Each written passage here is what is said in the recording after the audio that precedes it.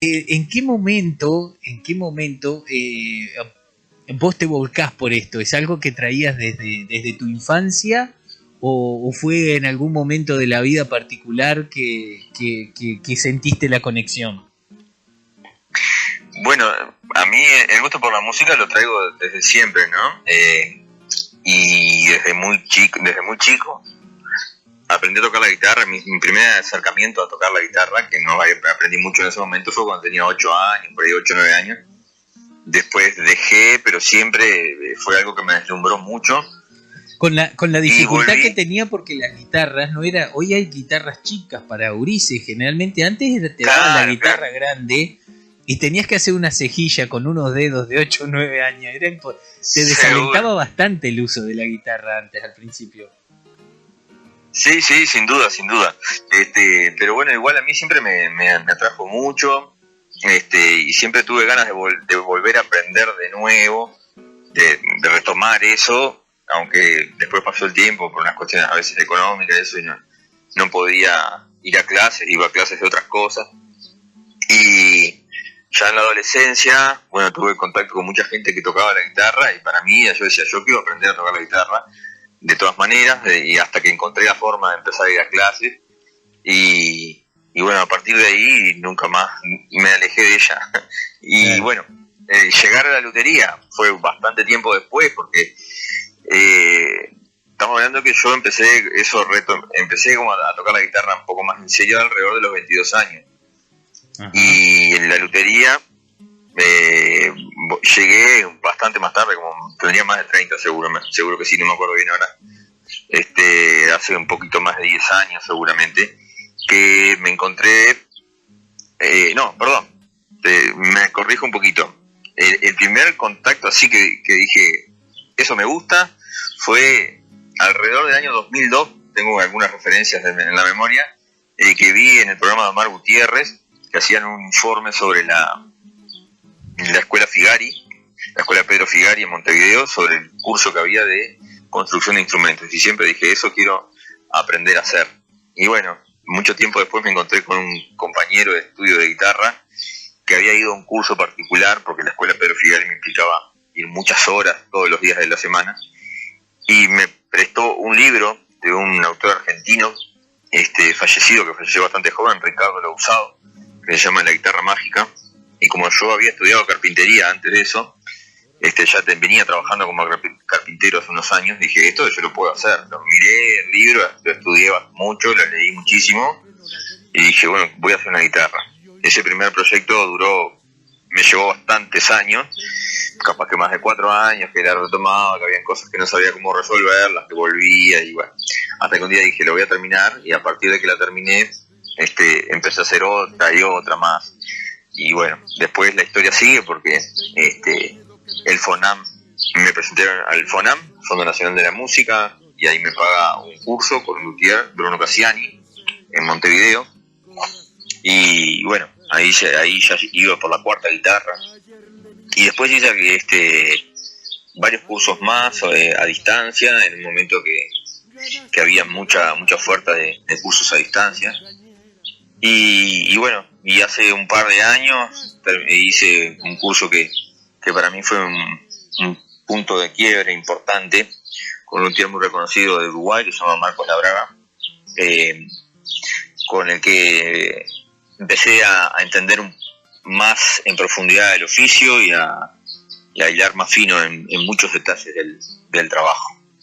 Así que bueno, te hice muy resumida el cuento, porque en el momento que hiciste tu primer instrumento, ¿cómo lo sentiste? Y bueno, una emoción enorme, ¿no? Eso que hablabas vos de magia, sin duda es una magia, empezar con unos pedazos de madera y terminar con un instrumento que suena, que funciona bien, y que funciona muy bien a veces, ¿no? Si lo logras hacer, funciona, tiene unas cualidades sonoras muy superiores a lo que uno está acostumbrado, y una emoción enorme, sin duda. Yo estaba enfocado en que eso tenía que hacerlo, y lo hice. La verdad que, y cada vez que haces una es la misma emoción. Uno no pierde esa emoción cuando cuando se enfrenta a empezar una guitarra. Yo me imagino además que debe ser como algo que te debe llevar como un ejercicio además, porque vos vas como dialogando con los materiales, como que vas conectando desde otro lugar, obviamente, ¿no? Porque un libro te puede decir corta acá, haga esto, lo otro, pero cuando vos tomás contacto con el material, con la madera, cuando empezás a sentir, debe tener que ver mucho eso, ¿no? Ese otro contacto que se da en otro plano con la madera, con los instrumentos que tengas para trabajar, porque tiene que haber otro tipo de contacto para generar de eso un instrumento, ¿no? Para darle el alma en realidad al instrumento. Sí, sin duda. Bueno, te iba a contar que en realidad lo que me pasa a mí, y creo que a mucha gente de la que se dedica a este oficio nos pasa, es que empezamos a pensar, ya, aunque cuando estás terminando un instrumento, ya estás pensando en el próximo y tal vez en otro más. Claro. Cómo lo vas a hacer y en qué madera vas a utilizar. Y sin duda, el contacto con el material es esencial. Ya lo tenés en la cabeza, lo vas proyectando con mucho tiempo de anticipación. Hay una cuestión olfativa, de tacto, y obviamente que después de que uno empieza a profundizar, de proyectar qué es lo que uno quiere lograr de ese instrumento, sobre todo a nivel del sonido, hacia dónde quiere que dirigir el sonido, porque en cierta forma lo que hacemos los luthieres es como sintonizar, decirlo de alguna forma, ese sonido, a saber, bueno, si queremos que tenga unos graves más profundos, o si queremos, es como ir moviendo perillitas, ¿no? Si queremos unos agudos más claros, más brillantes o menos brillantes, o bueno, uno va manejando un montón de cosas. Y eso por ejemplo, por ejemplo, ¿de dónde lo vas trabajando? Cuando vos decís, bueno, quiero lograr un agudo más brillante, ¿en qué se maneja? ¿En la calidad de los materiales? ¿En qué? Y hay muchas variables que inciden en eso, ¿no? Bueno, conectando un poco con lo que veníamos hablando, el tema de cuando uno se enfrenta a un material, no todos los materiales son iguales, tienen las mismas características, ¿no? Entonces uno tiene que ir adaptando, y ahí te cuento lo que es los espesores de la madera. Bueno, los espesores, después internamente lleva un montón de cosas, de elementos, de cosas no de elementos. Un instrumento lleva, pero sobre todo en la parte frontal, que se llama tapa. La parte interior lleva unas espinetas que venían a ser unas maderitas. Para que tengas una idea de tamaño, no hay una estandarización de eso, pero para que tengas una idea de tamaño, que tienen en el entorno de los 6 milímetros de ancho por 6 y menos milímetros de alto, o 6 por 5, una cosa así. En realidad no es estándar, hay más anchas, más angostas, más altas, es muy variable. Y la disposición también de esas espinetas son los que van modificando de cierta forma el sonido del instrumento. También otras variables, por ejemplo, son los espesores que le das a la tapa. Estamos hablando de que las tapas de la guitarra se trabajan en espesores muy delgados.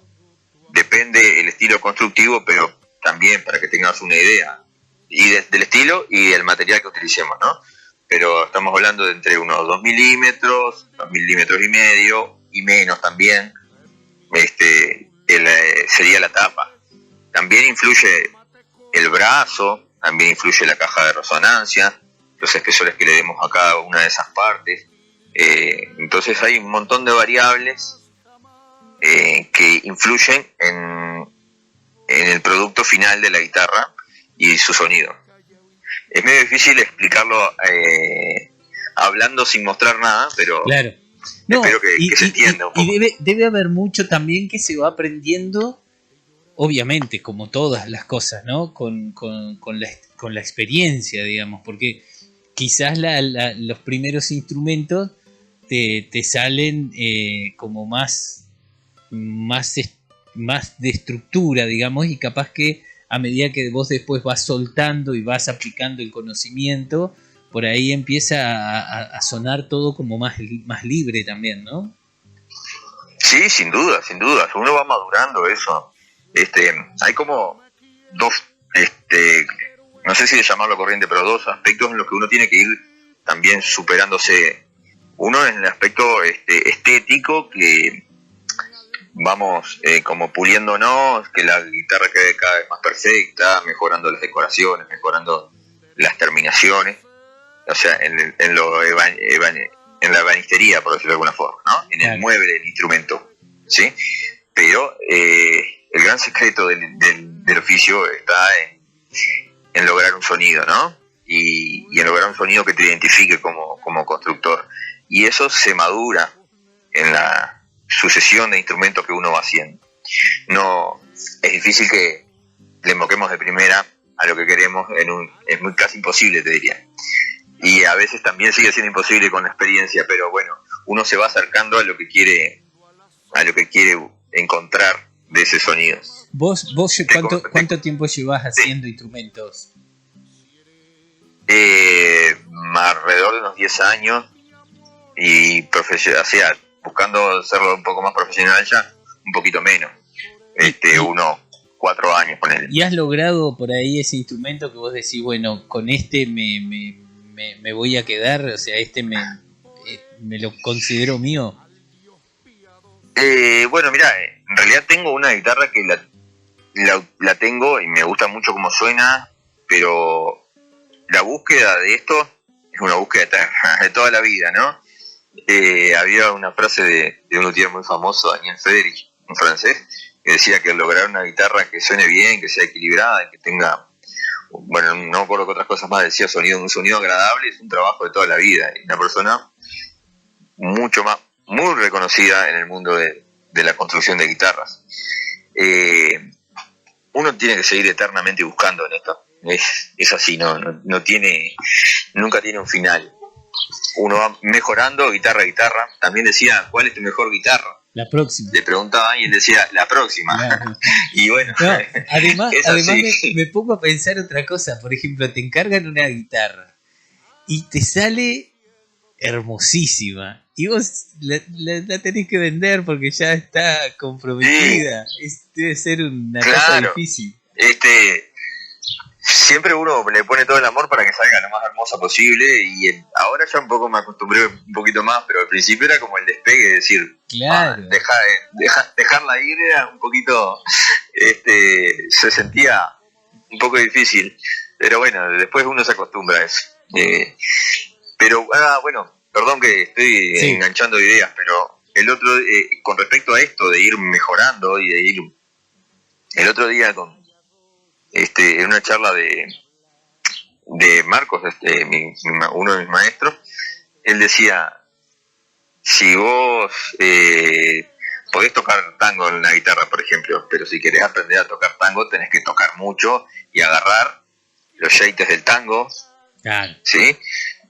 Por ejemplo, tango, folclore o cualquier él lo dijo con el tango, el ejemplo, pero sí, sin dudas. Entonces hay que construir muchos instrumentos y ahí uno puede ir dándose cuenta, en base a, obviamente, que estudio, no solamente es así por azar, las cosas no son por azar, uno tiene que estudiar y analizar cosas, buscar variables para ir encontrando hacia dónde uno va mejorando lo que está haciendo desde lo sonoro, ¿no? Claro. Y es así, hay que hacer instrumentos, hay que hacer muchas guitarras. ¿Vos ahora estás dando, enseñando, vos enseñás? Sí, mirá, yo vivo en Florida y estoy dando talleres en forma particular. Y bueno, ahora también la semana pasada estuve en Durazno, porque bueno, estamos con la idea de ver si logramos armar un taller allá en Durazno de lutería para dar clases allá. Mirá. Pero bueno, es un proyecto que está ahí en proceso, vamos a ver qué pasa. ¿Y cómo sería el taller, digamos? ¿Tiene un costo? ¿Cuántos días es por semana y demás? En el caso de lo que yo hago en forma particular. Sí, no, de Durazno, digamos. El de Durazno todavía no hay definido todavía.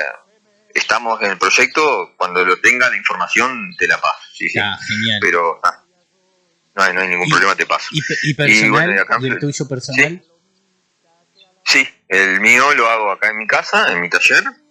Y después, bueno, eso yo te paso los costos, cualquier cosa, o si hay alguien interesado, podemos pasar el teléfono y vamos viendo costos, porque bueno, es un poco variable más o menos cuánto tiempo se demora en hacer una guitarra en un curso. Sí. Mirá, ahí va a depender un poco de qué es lo que busquemos hacer, pero vamos a suponer un tiempo estimado. Yo trato de no ponerle un principio y un fin, no decir yo pongo un principio, sí, por supuesto, un fin. Claro. Te pongo, tenés que hacer la guitarra en 6 meses, porque a veces 6 meses no te da para hacer una guitarra, o no hacerla como uno quiere. Entonces, un aproximado puede andar entre 8, 9, 10 meses, ahí en el entorno de unos 10 meses, podés sacar una guitarra, dependiendo eso, una vez por semana, 4 horas, ¿no? Así son los formatos del curso. Qué bárbaro. Entonces, más o menos, eso es un tiempo estimado. En base a la experiencia de otras personas que ya han venido, más o menos por ahí. Después depende, si vos querés hacer una decoración un poquito más compleja, y bueno, depende también de la habilidad de cada persona, no todos tenemos las mismas habilidades, sin duda. Claro. En base a eso, un poco uno va... Y sí, claro, es usar ahí los instrumentos que vos tenés ahí en el taller, digamos. Sí, yo acá en mi casa tengo todo preparado ya para dejar, para hacer una guitarra, de todo el proceso, tengo todas las herramientas y todas las cosas. Genial. Pablo, vamos a charlar otra vez, yo sé que hoy tenés poco tiempo, pero queda para otra charla, para más adelante, porque vamos a seguir hablando y entrando en este mundo de la lutería que me parece tan fantástico, y que bueno, vamos a ir promocionando justamente tus actividades y talleres para ir haciendo más adelante, para que más gente se haga de su instrumento. Debe ser hermoso eso. Buenísimo. Recién estamos entrando en el tema de la lutería en esta charla, ¿no? Claro, por eso. Y después hay un montón de temas de materiales, de estilos de construcción. Es muy amplio, es interminable. Sí, por supuesto. Pero bueno, por el momento lo dejamos acá, sé que tenés que salir, y te agradezco un montón que nos haya dado este tiempo. Un abrazo grande, y estamos en contacto dentro de no mucho. Buenísimo. Vamos a volver a hablar. Genial. Cuando quieras, de repente podemos tratar algún tema en particular. Exacto, te iba a decir, vamos a hablar para la próxima vez, capaz que si querés para la otra semana o la otra, hablamos ya de tipos de maderas y demás que pueden ser usados, y alguna anécdota que haya con respecto a eso. Te mando un abrazo grande, Pablo, muchísimas gracias. Bueno, muchísimas gracias a vos por invitarme, y bueno, estoy a la orden, y sí, de repente lo planificamos para la semana que viene y ya vemos de algo así como te había dicho, de hablar de algunas maderas, y me parece genial. Me encantó. Un abrazo grande, Pablo, muchas gracias. Bueno, otro para vos, que pases muy bien. Chao.